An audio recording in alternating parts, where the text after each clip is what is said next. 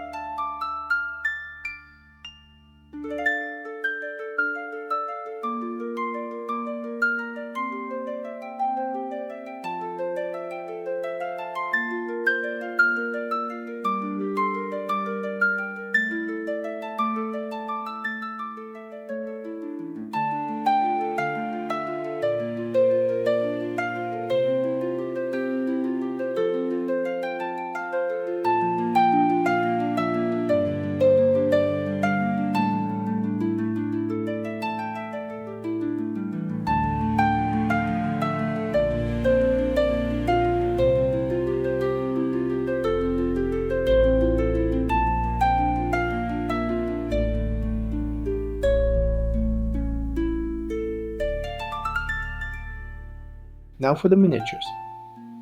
You can find images to print online, but I wanted my characters to be a bit more customized, so I used AI. Describing how AI works is not the goal of this video, but I want to mention that I communicated in Czech, and the AI understood me quite well. Definitely give it a try. The process is again simple. Print on a regular printer, cut out, leaving small tabs on one side and the bottom. Roll them into a cylinder and attach them to a paper base. I used PVA glue for assembly. In the images, you see Ulm, the heroic barbarian from the Black Crow tribe, whom I play every Wednesday in the Dragon Watch system. There's also Mischief, a cunning halfling, my friend's character, and 2 mutants who attacked Ulm and Mischief.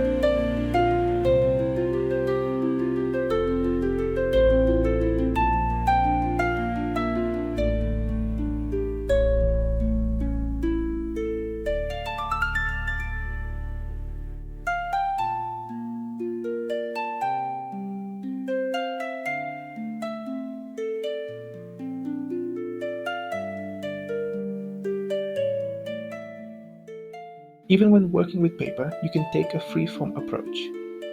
Here, I'll prepare a few tents, for which we'll need cardstock and skewers. Break the skewers to the required size, first glue them into an A-frame, then connect two A-frames with a beam. I used a hot glue gun for gluing the skewers.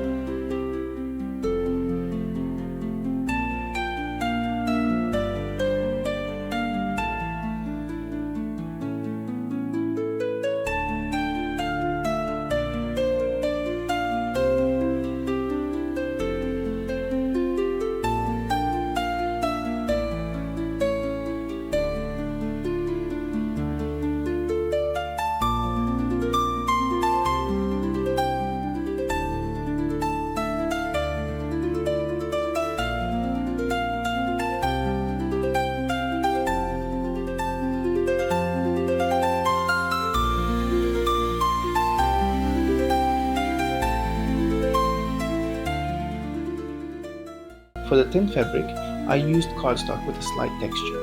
This texture is only on one side, so I placed the pieces of cardstock so that the texture was on the outside of the tent. I tore the cardstock into smaller pieces and soaked them for a few minutes in highly diluted PVA glue. The cardstock gets nicely soaked and is easier to shape. I then gradually placed the pieces of cardstock onto the frames made of skewers. When necessary, I used super glue to help them hold their shape better. While placing the pieces, I made sure that no original straight edge of the cardstock was visible. The tents were then left to dry for at least overnight. Be careful, as they will stick to the surface while drying, so choose a surface from which they can be peeled off. Don't let them dry directly on the table.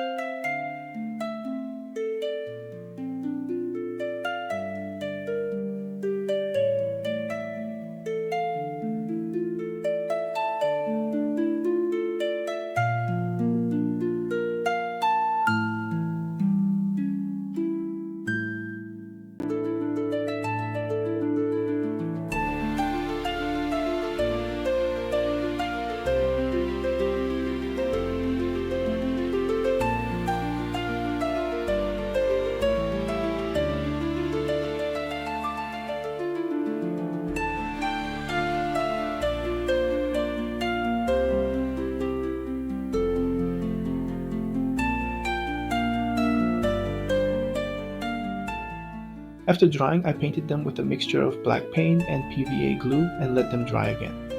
This layer serves as a good base for further painting and also reinforces the entire tent.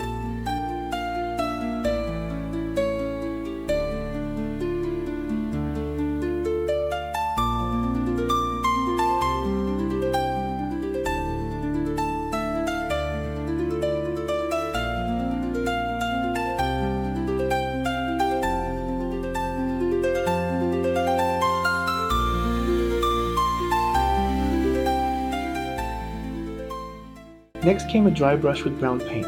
I used game color, shade leather brown. The dry brush technique involves picking up paint with a brush, then wiping off most of it onto a tissue before applying it to the model. It takes some practice. It's always better to do several light layers rather than one thick one. The result should be that the paint appears on raised areas but not in recesses. Let it dry.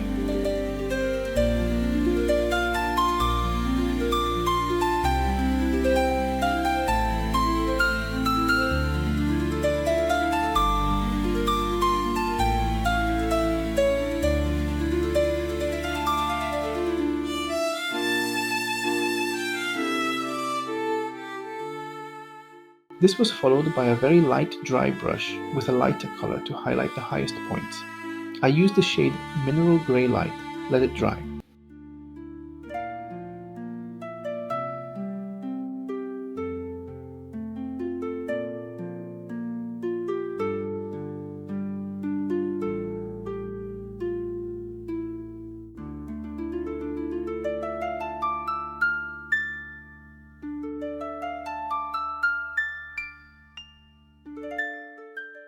For the exposed skewers, I applied speed paint in the shade Dark Wood.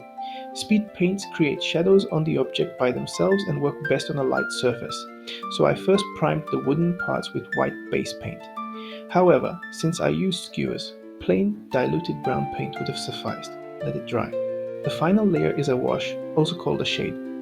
This technique involves applying diluted paint, which flows into the deeper areas of the model, enhancing the three-dimensional effect of the cardstock's texture. I used shade Agrac's Earth Shade. Again, it can be replaced with diluted brown paint. And that's it for today. If you have any questions, leave them in the comments. In the next video, we'll look at how to create that wall you see now. Thank you for watching and see you next time in Paffka's dungeon.